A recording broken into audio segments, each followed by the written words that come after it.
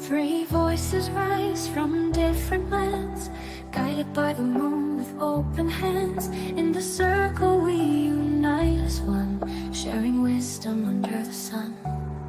Divine feminine voices, we are free. Three hearts, one spirit in harmony. On this journey, our truths we share. In the light of love, we're always there.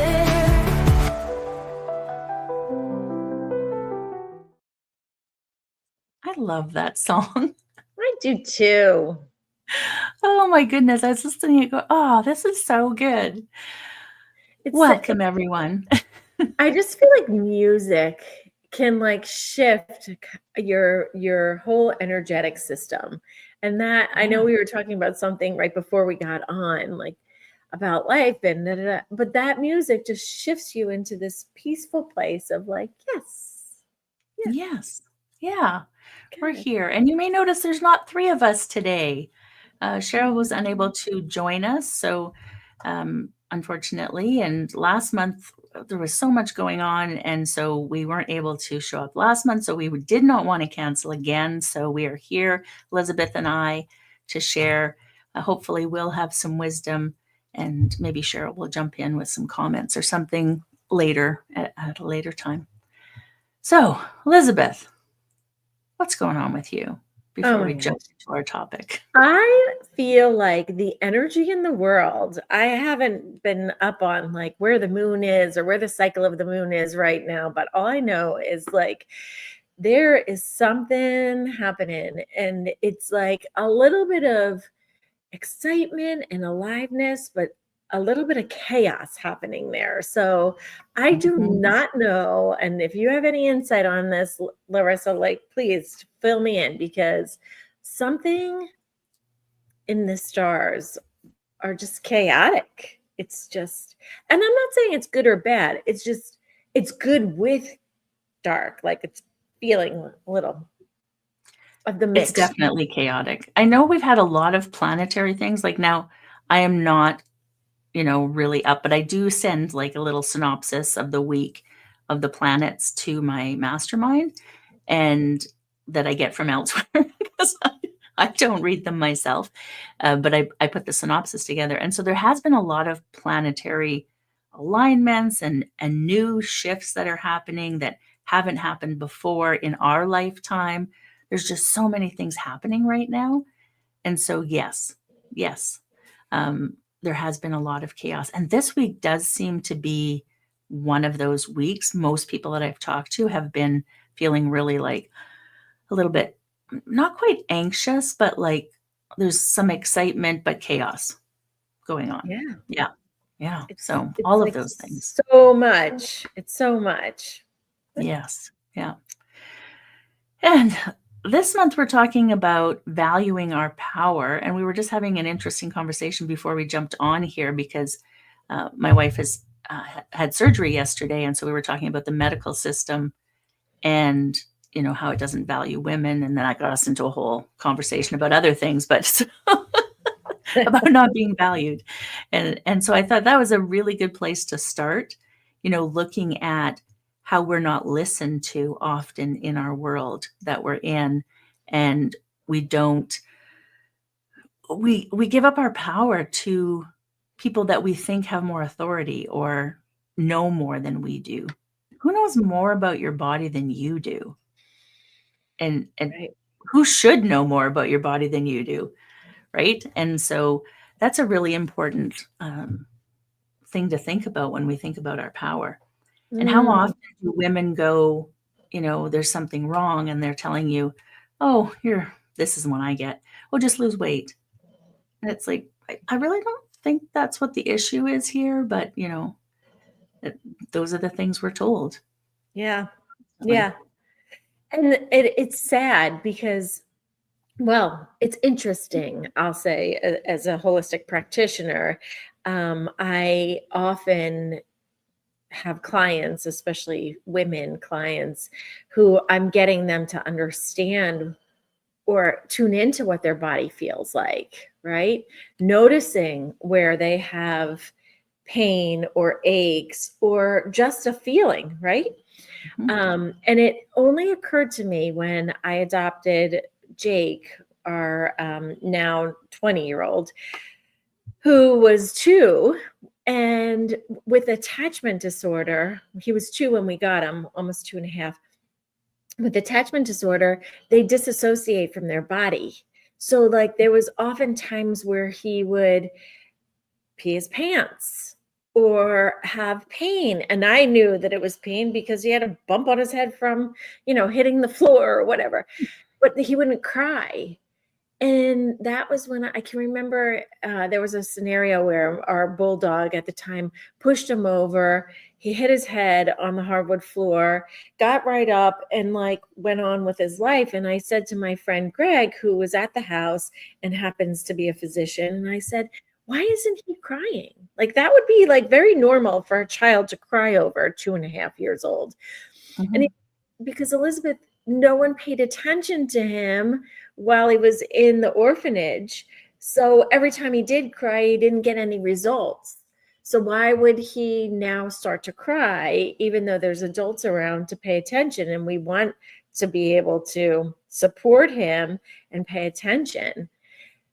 And it just never occurred to me before then that many of us may just feel like no one cares. So why are we going to cry? Or maybe then we stop feeling the feels because no one's paying attention anyway.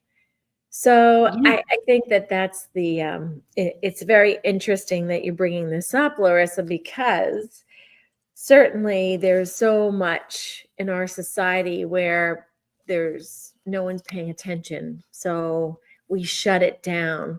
We don't feel anymore, or feelings feel too much. And so I'm going to shut down, or I'm going to suppress my thoughts or my feelings. And it might be with food, or it might be through taking substances of any sorts, like whatever it is to get your mind away from feeling. So yeah, it's a big subject.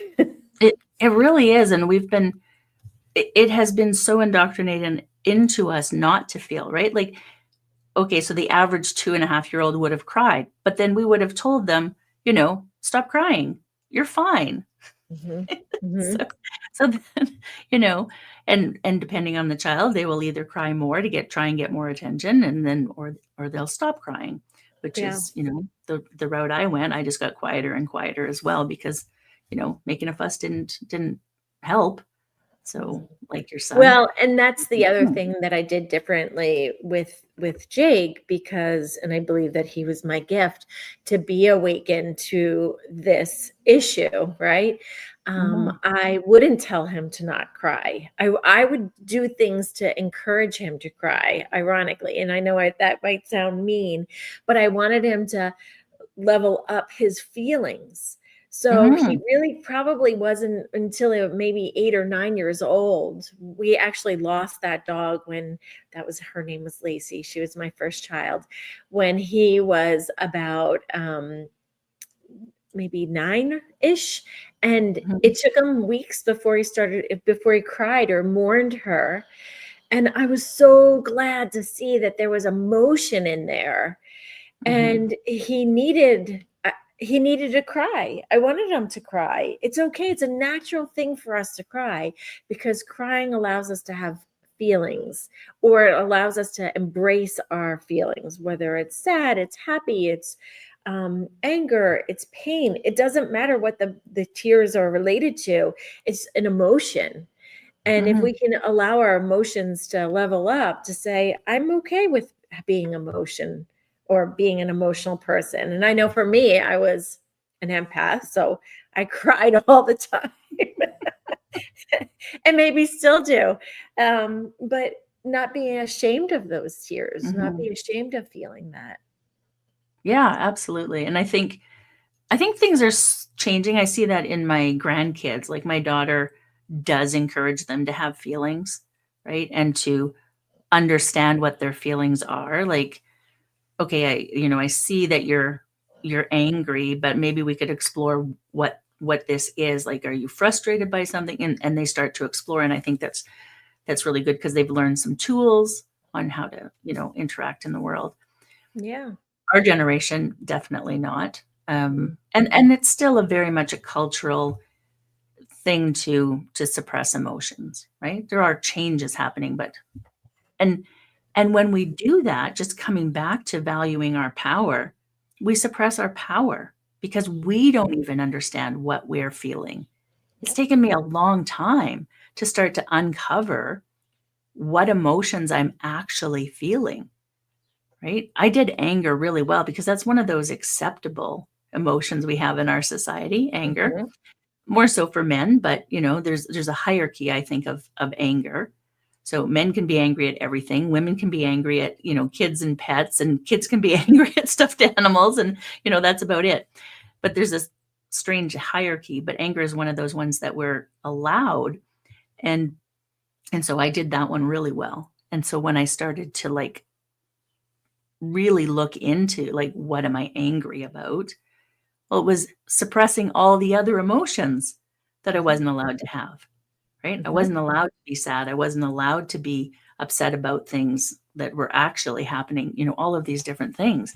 And even being too happy, we suppress, right? Yeah. What are you so happy about? Think about saying good morning to someone, and then what are you so happy about? Right. Right. It's all of Right. those things. And as we start to uncover what we're actually feeling, it really does bring out our own personal power. We understand ourselves. And I Mhm. think that's so important. Yeah, and to be aware, to become aware of your strengths, right? Like again, as an empath, I can remember my best friend and her sister used to make fun of me because I was crying over a Hallmark commercial and or like a Christmas movie, right? And it was okay. Like I I felt ashamed. I felt ashamed that I was so sensitive. And these were 2 women, 2 girls, 2 Mhm, one was a 20-year-old woman and another one was my age around this time, was like 12, 13, 14. And I felt like the shame of being a crybaby. And and I was called crybaby, always. And mhm, I think that it took me so many years to then, when I went into practice of like being a holistic practitioner, like realizing I was a sensitive person and that wasn't wrong and that was okay. And that I can identify. And I know you said something earlier about being heard, but people need to be seen first to mhm. then be heard. So I can see your pain and I can now allow you the space to hear. And so often I'll have clients that don't want to see people cry. They don't want to see people cry. And so we try to wipe away our tears and we try to stuff them down. And I'm like, it's okay to cry. I love when I see people cry. And I know that it just is such a weird thing to hear, but I always say in my space, in my circles or my office, there's tissues in every corner of my office, but I will not give you a tissue because I want you to shed your tears. And if I give you a tissue, it kind of gives you the indication I should stop. So I'm like, Mhm. unless if it's a really ugly cry and you're using your hand, that was the only reason why I'll give you a tissue. But I want you to cry. I want to see you cry. I want you to see yourself cry Mhm. and be held. Just hold a space. I'm holding a space for you while you're crying. So you can identify where that pain comes from. And it Yeah. could be years and years of trauma that's coming up. And that's okay too. We're here as long as you need it, you know? Yeah. Yeah. So it's funny that you say that because I did a live workshop here not that long ago. And my benchmark that I've done a good job, if I have people cry or have people get angry. If one of those two things happens or both, bonus, then I've done a good job. Yep. Yeah. It's just like, and so I had a couple people cry, and I was talking to the facilitator, the person who books everybody, and I'm like, she's like, how did you think it went? And I'm like, I had people cry. It was perfect. It was like exactly what it needed to be. And she's like, okay. I was like, Mhm. no, I know that they're opening up to things. If we're talking about emotions and we're digging into things, crying is a good thing. Yeah. Oh, okay, I can see that. I can, Yeah. And even you as the facilitator, the lead, like it's okay for you to show your own emotion, right? So you can see that this is a circle, a safe space for all of us to feel and to allow it to be seen. And none of us has arrived. Like we're just bringing this topic to the surface to say, girl, I see you. It's okay for you to feel the feels. It's Mhm. okay for you to be a hot mess. It's okay. Doesn't mean that you're bad. It doesn't mean that you're wrong. It doesn't mean that you're weak. It doesn't mean that you can't do a good job in other aspects of your life. It means that you're real. It means you're Yeah. human, and that's I okay. I spent so much time when I first started my online business trying to be what I thought I was supposed to be because I'd been taught, business, you're a professional, you behave a certain way. My community knows I'm a hot mess. I am a hot mess pretty much all the time. There's always something going on with me. However, I still know what the hell I'm talking about, right? Like I still know what, how to lead them because I'm not doing the work for them. I'm leading them somewhere. I Right. can do that as a hot mess. Mhm. And I think, well, I know they appreciate it more because we've had conversations about it. But yeah, I Well, don't it's have being that. authentic, right? It's Yeah. being, and I believe that that's the key thing. It's just being authentic to who you are and what you're going through. And that's why, like years ago, when I chose to become a life coach instead of a therapist, and no disrespect to therapists, I have wonderful friends that are therapists, but the reason why I knew that I needed more life coaching was because I was able to share where I've been, and that might mean yesterday. Like I was there yesterday and this is what I learned about that process. And here's what I'm going to teach you about it. And this is my own perspective. It doesn't come from a book. It comes from what's working for me that I've been able to deal with in my own life. Yeah. And that's it, right? It's not like saying, "Oh, this is a skill and here we're going to do some heart surgery and it has to get done exactly the way it needs to be done and otherwise you're not going to live." It's just a perspective, but to hear your perspective as the lead and the guide, it gives introspection for that Mhm. individual to say, "Okay, how can I heal and rise up?" And that's the key thing. I think that's what we're talking about with valuing our own power is to say, yesterday I was down and it was a dark day. And I learn from the darkness because I get so intimate within myself and I go into my soul and I understand what she needs to feel uplifted. Mhm. Yeah. And And that's it. and shared experience is such an important part, right? I Mhm. had I had that same comment from a client recently. They said, one of the things about my therapist is she never shares anything about herself. Mhm. And so I don't know anyone who's had an experience like this. And I was able to share my experience because it was very similar. And and she's like, I appreciated that so much because it let me know that I'm not alone in this. I'm not the only one going through this. And so, yeah, absolutely. But I'm a huge proponent of therapy also. So, both. But I think it's that whole experience of, and that maybe is a change that therapy needs to go through is, there can be authenticity in therapy too. You don't have to be the one just telling people.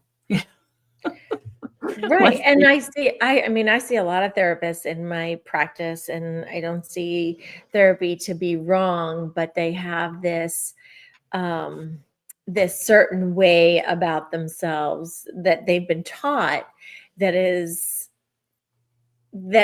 dated, right? And Mhm, I'm beginning to see even some of my therapist friends start to integrate some holistic practices, which mhm, I love and I think is so very, very necessary.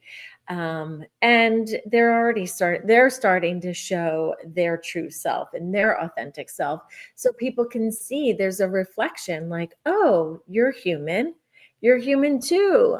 You have mhm. feelings too. You have a family, you have situations. Of course, we all do, and we need to see that.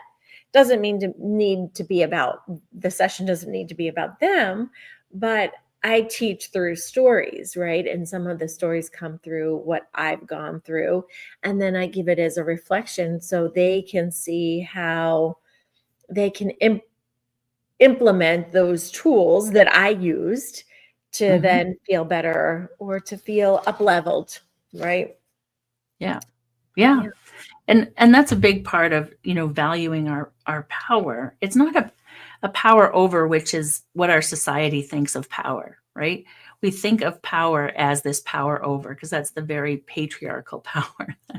But the feminine power is that power within, that Mhm. power that we can feel within us, or maybe we feel a spark of it and we don't necessarily feel it completely, but we allow ourselves then to move forward and go after our passions or our purpose, do speak up when we think we maybe shouldn't, or all of those different things. That's what the power we're talking about is, that power within, not the power over.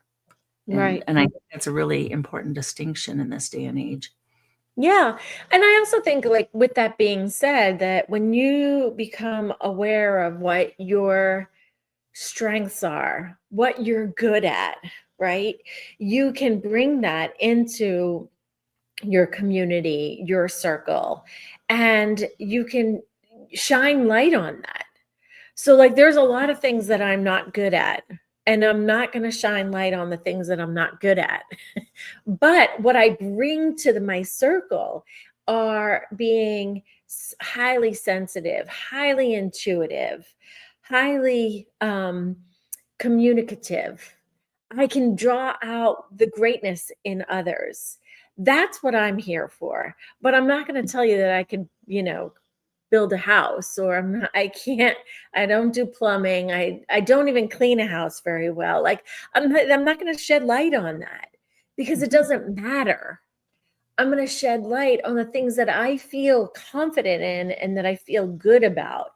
And that's what I want to focus on. And that's what I want to bring. That's my tool that I want to bring to my community, my collective tribe of women that get me, that understand me. And I know they have other skills, and it's not a tug of war of who's better. Like, that's what's so beautiful about our relationship, Larissa.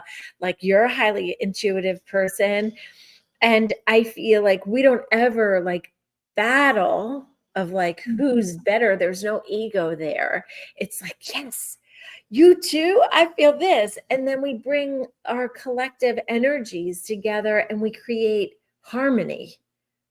Yeah. That's Yeah. the key element of knowing where you are and who you are and the greatness within you. So together we can power up the energy of others. It's Yeah. magical. Yeah, absolutely. And I think that's a really important point, right? And it is, when you understand your own power and use that for the greater good, if you will, empowering others.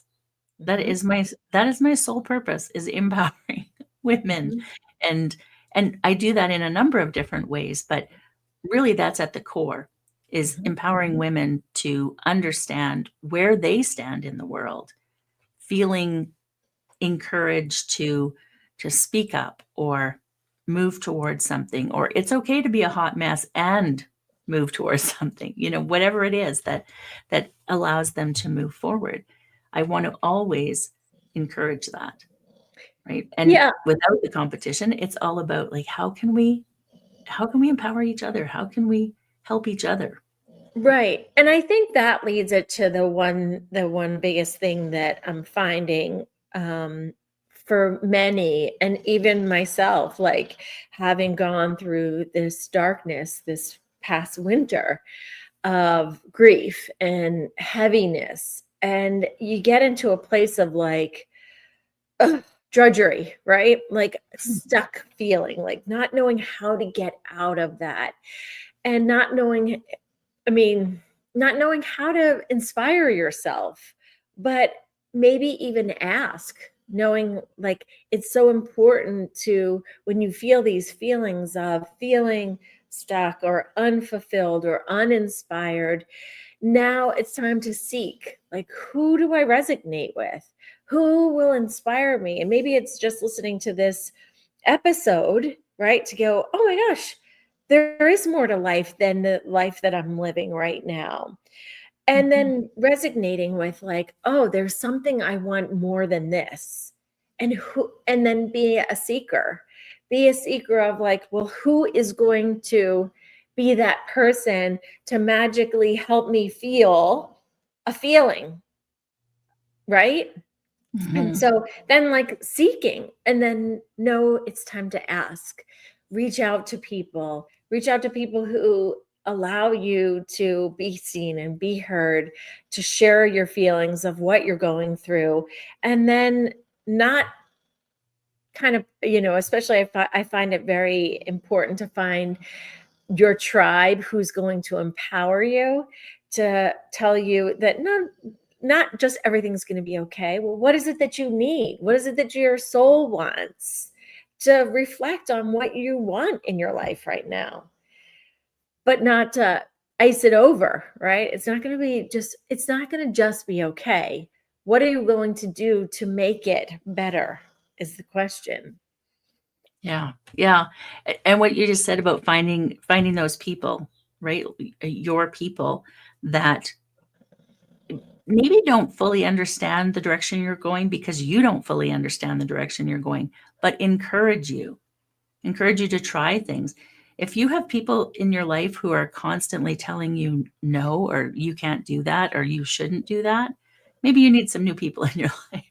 You Right. need to be able to move towards and have those people. And sometimes it's going to be an online community. Sometimes it's going to be in person. Sometimes it's going to be both. We've never met in person, Elizabeth, and the three of us with Cheryl, we're very close. We've spent 5 years of weekly get-togethers, or more than weekly sometimes, Hmm. and we know a lot about each other. We're very close. You're the people that I turn to because you are the people who encourage me to move forward.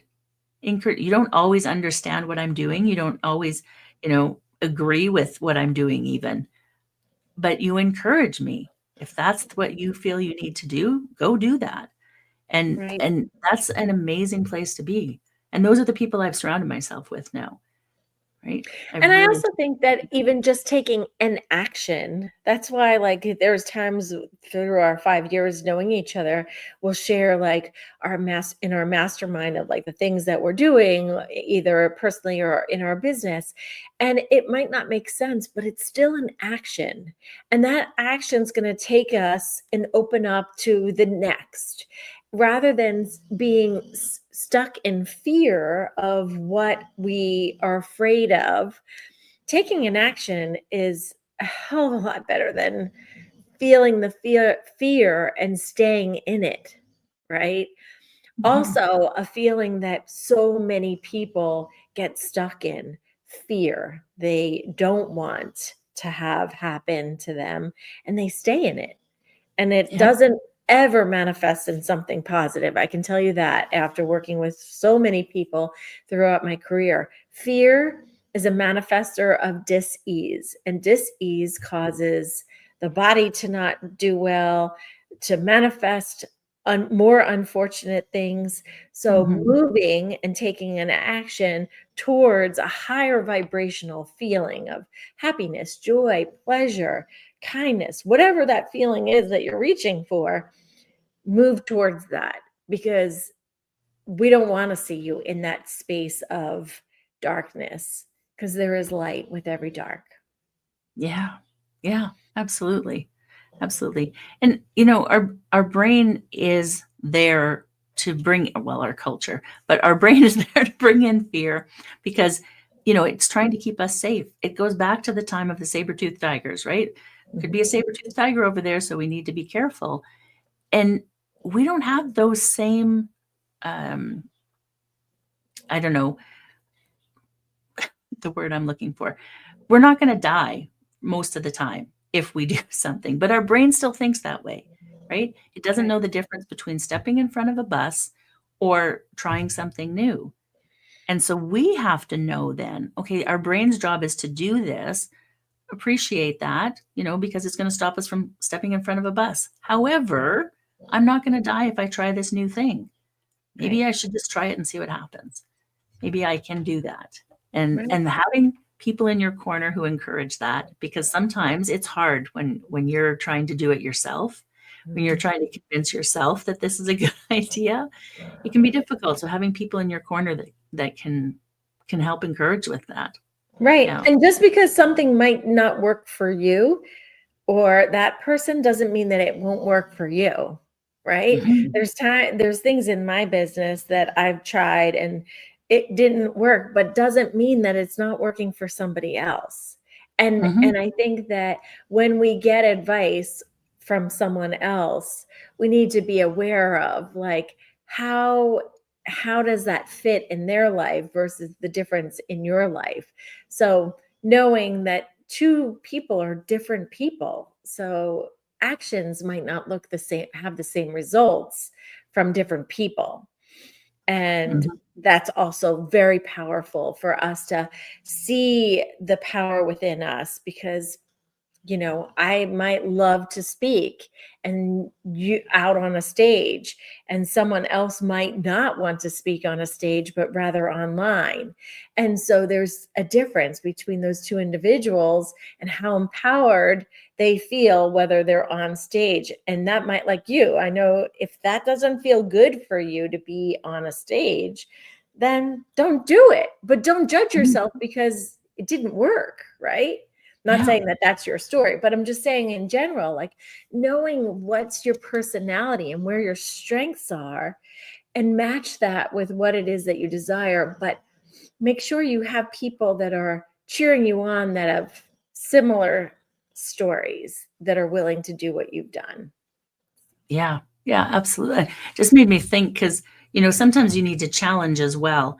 When I first started online, I was terrified, right? I had all these stories from growing up about not being photogenic and, you know, I ruined all the family pictures. My brother was a model, right? And so totally different. And like I was when I look back, how many times was I actually told this? Maybe once, maybe twice, could have been 10 times. I don't know, but our brain just picks that one thing. So I I actually did hypnotherapy to be able to show up online. Now I can't even imagine, like, whatever, I just show up however I am, and it's like, yeah, I'm here. Take me Um, as I am. take me as I am. It's like, this is me. I'm not here.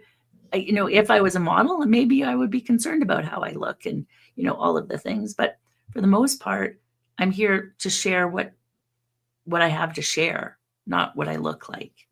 Right. Right. And so I don't worry about that as much. I mean, slightly, right? But not as much. But sometimes you have to push yourself out of your comfort zone as well to try things. Now, if I had tried it and it continued to be a problem, I might be like, oh, okay, maybe this isn't the way I want to go. Maybe I do want to go a different direction. You know, I used to be able to speak on stage with no problem. Now I know that it takes a lot of my energy to be in a large group of people. Mhm. So I'd rather do smaller groups. Okay, well, I know that about myself. You Mhm. know, I can do it. It's not my favorite thing to do because of the energy it takes. So I just figured that out for my own self. And so we have to sort of decide that where we want to go with our lives. And again, it doesn't have to show up the same. And just on that note as well, I often hear from people, well, I don't want to share that, or I don't want to collaborate, or I don't, because people are going to steal my ideas. We are unique individuals. And even if we do the exact same thing, we are never the same. We're Right. never going to do it. We might have the same business and we are not the same. We're going to show up differently. So just show up as yourself, and that's all you have to worry about. Yeah. People who are there for you are there for you, right? That's I think really Well, important. we're different. We're energy, right? So we're going to resonate with, some might resonate with you, some might resonate with me.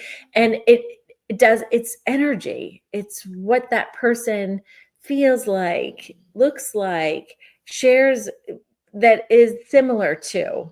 And that's why it's a beautiful thing when you remove the comparison or the fear of someone else doing something better, because nothing is unique truly except for the individual that you are, right? No story, no business, no philosophy hasn't been done, right? It's all collective energy. So some might resonate with you, some might resonate with me. Not wrong, either one, right? That's why we could get out there and share the same message, and someone's gonna tune into you or get in your programs, and someone might get into mine because of being, I'm a 52-year-old woman who has a 10-year-old and a 20-year-old. You're a mom who's already raised them and you have grandchildren, but we're in the same age bracket, right? Completely different lives, Yeah. but Yeah. similar, right?